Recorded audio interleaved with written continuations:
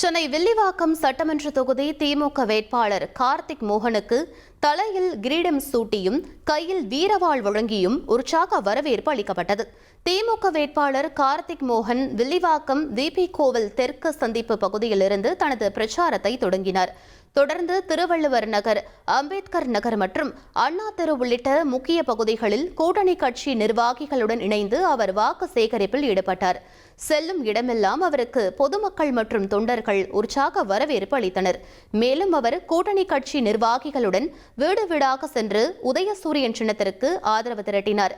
பொதுமக்களின் இந்த எழுச்சியான வரவேற்பு தேர்தல் களத்தில் பெரும் உற்சாகத்தை ஏற்படுத்தியுள்ளது.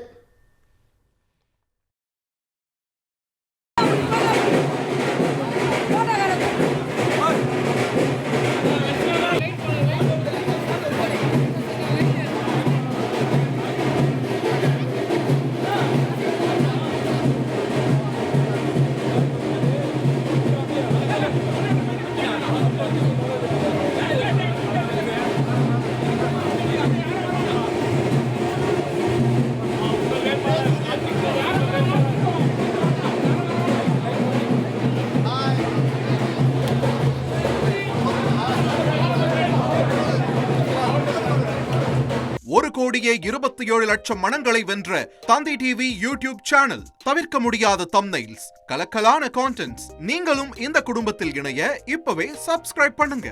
அசுரபலம் கொண்ட எங்கள் டிஜிட்டல் கரங்களில் உங்கள் விளம்பரங்களை சேர்க்க வாட்ஸ்அப் பண்ணுங்க. 893988883778. Email advtthanditv@dttv.in.